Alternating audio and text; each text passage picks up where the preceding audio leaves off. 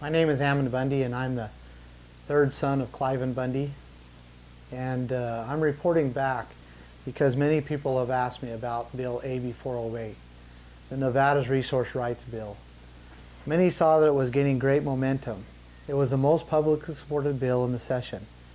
In fact, I dare to say that it was the most popular bill that the Nevada legislature have seen since they have been keeping track of public support. It gained huge media attention and drew hundreds of supporters to the hearing. I was one of the drafters and main supporters of the bill. I spent hundreds of hours away from my family and business, thousands of dollars, and flew to Las Vegas and Carson City several times meeting with legislatures. Because I have been listed as a domestic terrorist by our own federal government, without due process I might add, flying is a most unpleasant thing for me. I endured it because I believed that one could make a difference in a republic form of government. However, what I learned in the Nevada Capitol was extremely disheartening to me, so much that I've not been able to talk much about it until now. A republic form of government is by definition a state in which the supreme power rests in the body of the citizen. A state in which the power of the citizens are exercised by representatives chosen directly or indirectly by them. So we the people hold the power, and we elect people to represent us. Seems simple. However, what I discovered for myself was yes, we do vote, and yes, we do send representatives to the Capitol, but those representatives have been rendered nearly powerless by the full-time government employees, or in other words, the bureaucrats. Our representatives cannot truly represent us. They can do very little without permission from the agencies, the bureaucrats. And if one of our representatives tries to buck the system, they are manipulated, lied about, coerced, threatened, intimidated, or just ignored. When I saw this happening in Carson City, I was shocked. Several elected representatives told me, Ammon, it is just the way it is. We just have to deal with it. There is nothing we can do about it. On my final trip from Carson City, I was so sad and disheartened that I became physically ill. It was as if I was mourning for our republic. AB 408 was a people's bill that followed constitutional principles, allowing people to register their resource rights with the state. It made it illegal for the federal government to keep taking these resources away from the people. It protected the public right to access public land and reinforced the property owners' rights to the resources on their private property. After the bill was drafted, with the help of many people, including legislatures, we then needed to get it in legal writing. I was willing to go hire a lawyer to do this, but Michelle Fury informed me that we did not have to pay a lawyer for this service. She said that was the job of the LCB, the Legislative Council Bureau. So we turned the draft over to them with anticipation. Several weeks went by, and I asked Michelle and her staff many times if they had heard back from the LCB. Each time was a no.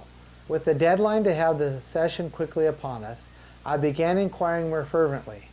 Michelle's staff began frequently following up with the LCB. We all knew that once we got it back from the LCB that we would need to verify and amend the terminology to make sure that the intent of the bill was being met. Days went by and still nothing. Finally, after much pressure, the LCB delivered the bill in paper form to Michelle's office around 2 hours before the deadline. Michelle frantically ran around and got 15 other legislatures to sponsor it. Michelle's staff had to scan and convert the document just to email it because the LCB would not give it to them in digital form. By the time this all happened, there was no time to review the terminology or make any amendments. The LCB wrote the bill the way they wanted and managed to give us no time to correct it. 2 out of the 3 main pillars were not even found in their writing of the bill, and we were not given time to correct it. You may say, well, the LCB is really busy and they make mistakes too. This is true, but the same thing was happening to bills that favored the people all over the legislature. The devastating part was that the LCB would not let us amend it before publishing it. So the incorrect bill was printed, distributed, and posted all over Nevada. The legislatures and the public were being misinformed about the content and intentions of AB 408 from the beginning. With the damage being done and everyone receiving wrong information, we needed to get the bill amended as soon as possible and try to get the right information out there. We corrected the writing, and I was informed by Michelle's staff that we had to get all of our changes approved from the LCB. Every word, every comma, period, and so on had to be approved by the LCB. I was alarmed by this, but still very naive to what was really going on. After sending it in, the LCB informed us that they did not agree with our changes. They alluded that the federal government could not be legally checked and balanced by the state, and therefore the bill was not in line with precedents. They then informed us that they would not support it. I thought to myself that this was no big deal because, after all, the LCB was just helpers for the legislatures, right? Oh, how wrong I was. Other legislatures were also having similar problems with the LCB. Assemblywoman Shelley Shelton sent a bill into the LCB 5 times for legal writing. Each time it came back, the LCB had changed it into what they wanted it to be. They would not write it the way she asked. She finally had to go to the committee hearing and verbally amend the bill on the committee floor. However, they then informed Shelley that before the committee could do anything with the verbal amendments, they would have to have approval from the LCB. It became very evident that the LCB is running Nevada's legislation, not our elected representatives. Every step, every move had to be approved by this bureaucracy, full-time state employees. The once beautiful process of the people sending a representative to make laws and decisions for them is nearly destroyed by an administrative bureaucracy that continually give themselves power to manipulate the people's voice into what they desire. Because of the tenacity and persistence of Michelle Fury, AB 408 was changed back to its correct form. However, the LCB threatened her that if she did not write it the way they wanted, they would tag it as unconstitutional, and then they would report it to the other legislatures so that they would not vote for it. Michelle was not intimidated and made the corrections anyway. The Friday before the committee hearing, around 8 p.m., the LCB slipped a packet under the doors of each legislature on the committee. The packet stated that AB 408 was unconstitutional. This, of course, is one of their many tools to kill a bill that threatens theirs and other bureaucracies' powers. Slipping the packet under doors after everyone has gone home for the weekend was another dirty trick. It intentionally left us with very little time to rebuttal their actions before the hearing. Hundreds of people came to the hearing.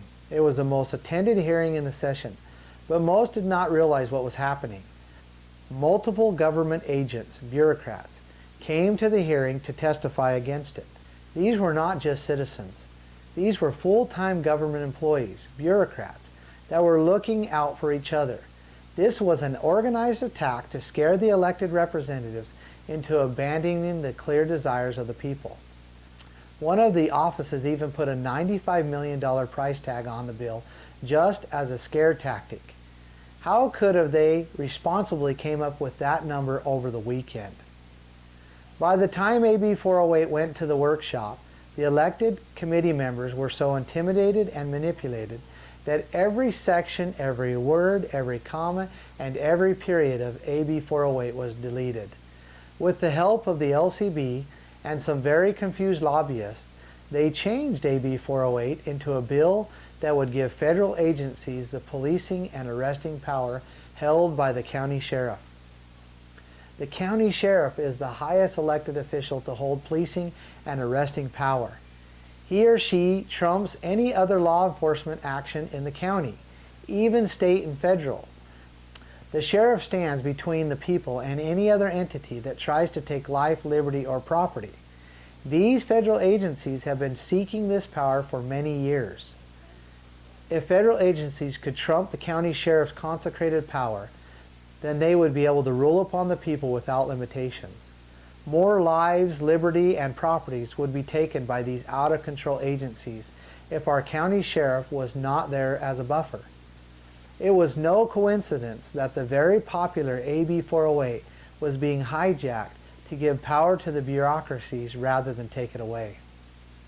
AB 408 went to the assembly floor in this perverted, devastating status. Michelle Fury, Shelley Shelton, and a handful of other legislators planned and tried to amend the bill back to its original intent on the assembly floor. They had committed to each other that if the amendments could not be made, they would do all they could to kill the bill so it would not go into effect. It was a fight that made front page news, but the amendments were not passed, and so the bill was killed. At the close of the Constitutional Convention of 1787, Ben Franklin was asked, "Doctor, what have we got?" He responded, "A republic if you can keep it." Throughout the span of a few generations, we have seen this once thriving republic evolve into an oligarchy. A oligarchy is a system of government where the citizens are subject to the rules and laws of a small group of people. This country is much closer to an oligarchy than a republic. This change of government has come by means of administrative regulation. Regulations that bureaucracies, full-time government employees, implement to solve so-called social problems. There are so many administrative regulations and codes, they are so detailed and thick, and the consequences of non-compliance are so grave that good people are afraid to exercise their agency in making choices. They are afraid to go into business or expand business. They are afraid to build their own homes. They are afraid to discipline their children. They are afraid to get their own health insurance. They are afraid to stand up and speak their minds. They are afraid to live the American dream. The risk is just too high. As I so clearly saw in Carson City, our own elected representatives are in bondage to this system of government, a government where bureaucracies like the LCB control the people's representatives. Those who are informed know the seriousness of the situation our beloved nation is in. But we must not lose hope. We have been shown patterns that we must follow to restore liberties. I know God has not written us off as a people. I know that those who care about their God, their neighbors, their families, and their country must stick together and be willing to defend life, liberty, and the American dream. I know that each person has the ability to know what they must do, when they should do it, and even know how. Thank you.